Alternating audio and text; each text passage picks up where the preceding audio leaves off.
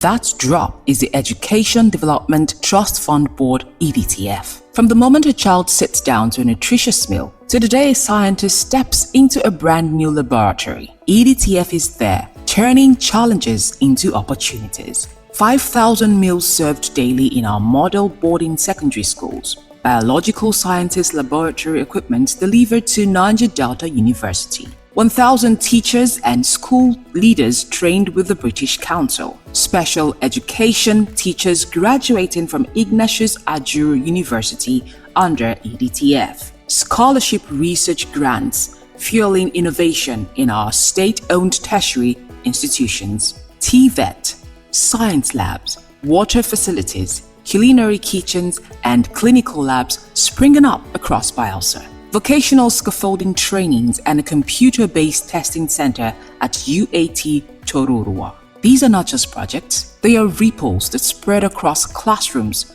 communities, and the entire state. But a ripple grows stronger when more hands join the water. So whether you're an organization, or a corporate partner, or an individual who believes in education, you can be part of this ripple. Support EDTF and help us expand Ripple. Donate, partner, or volunteer today. Together, let's transform our educational landscape. EDTF, building futures and putting smiles on faces. Good evening. You are watching Nigeria Live TV. Here are the top stories. CP Iyama Daniel honored with Award of Excellence in Yenagoa. Bielsa State Teacher Training Program to commence March 8, 2026. Nigeria congratulates Ghana on 69th independence anniversary. Libya orders arrest of 3 suspects in Gaddafi assassination. Thank you for staying with us. My name is Barbie Mkparu. Here are the main stories making the headlines. The Commissioner of Police in Bielsa State, Daniel Iyama, was honored with an Award of Excellence in Service by the Leader Joe 1808 Foundation International in recognition of his leadership and community contributions as regards community security.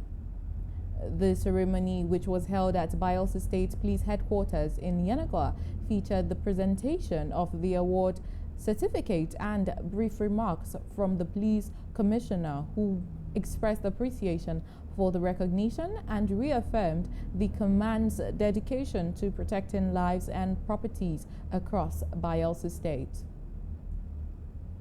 The Bielsa State Teacher Training Registration and Certification Board, TTRCB, will commence its 15th batch of teacher capacity development on Sunday, 8 March 2026. A statement by the acting chairman, Dr. Stella Perimobwere-Ogolo, said the one-month intensive program funded by the State's Education Development Trust Fund under Governor Diri targets 300 new public school entrants. Dr. Ogolo emphasized that the training is mandatory for all selected by the Post-Primary School Board to ensure quality education and effective teaching, and stressed that trainees are expected to study diligently to meet minimum certification standards.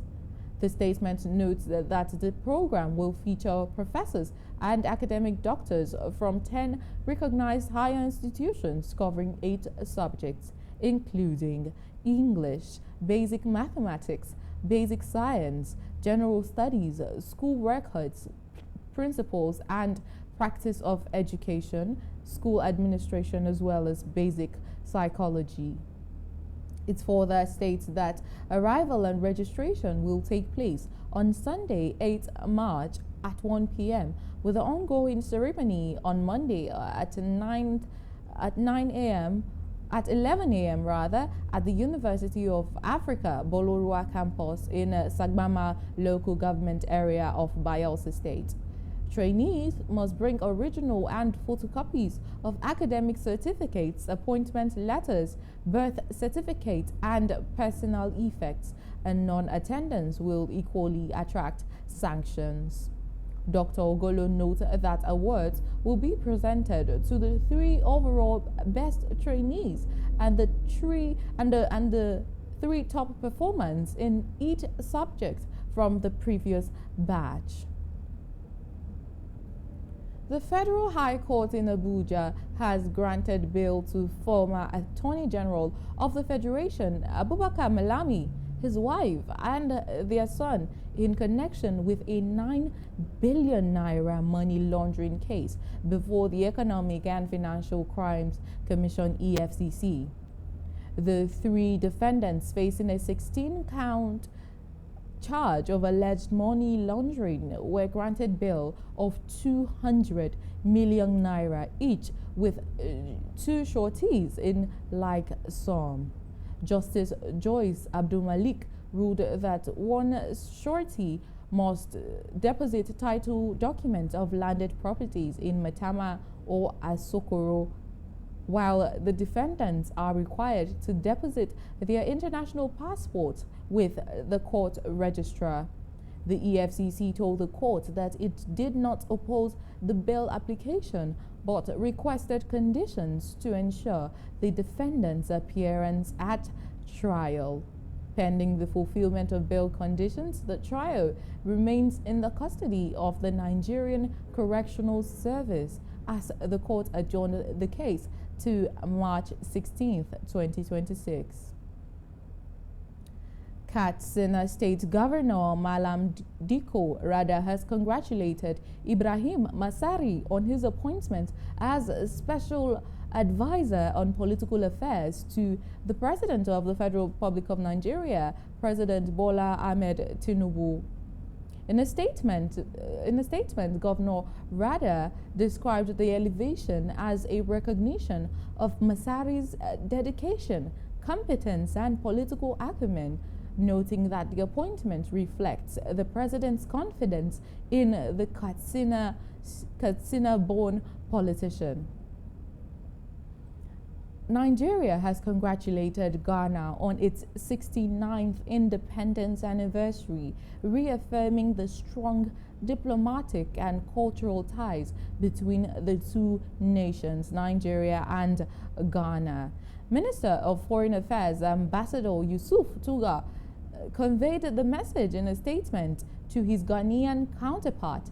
Samuel Okudesuto Ablakwa described Ghana's independence in 1957 as a historical milestone and a defining moment in Africa's liberation, inspiring many countries, including Nigeria, to pursue sovereignty.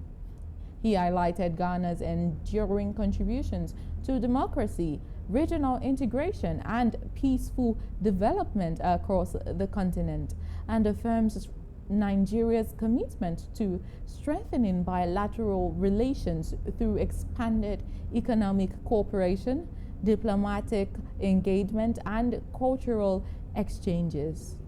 Toga expressed confidence that the partnership would continue to deepen, contributing to regional prosperity, economic integration, and the broader vision of a peaceful and united Africa. The Kremlin says the ongoing United States-Israeli war on Iran has led to a significant increase in global demand for Russian energy products. The development comes a day after the U.S. Treasury issued a 30-day waiver allowing India to purchase Russian oil currently stranded at sea. The conflict, which entered its 7th day today, has severely disrupted shipping through the Straits of Hormuz, a vital global energy corridor. With the strategic passage nearly short, countries around the world are scrambling for alternative supplies after being cut off from about 1/5 50% of the global oil and liquefied natural gas exports. Still on the international scene, Libyan authorities have ordered the arrest of 3 suspects in connection with the assassination of Saif al-Islam Gaddafi. A statement by the country's public prosecutor's office said that investigation had identified the suspects and established when there were killings occurred, although further details were not disclosed. Saif al-Islam Gaddafi was assassinated on February 3rd in the northwestern Libyan city of Zintan. Authorities said preliminary investigations shows he was shot dead but did not release additional information about the circumstances surrounding the tragic incident. In a statement released earlier by his political team, it was alleged that 4 masked men stormed his residence, disabled the property's security cameras, and carried out the assassination. And that concludes the news at this hour. You have been watching Niger Live TV. My name is Barbie Mkparu. Do well to stay with us in order to get connected and updated on stories making the rounds. Do have a great day ahead. Good evening. Every ripple starts with a single drop. In Bielsa, that drop is the Education Development Trust Fund Board (EDTF). From the moment a child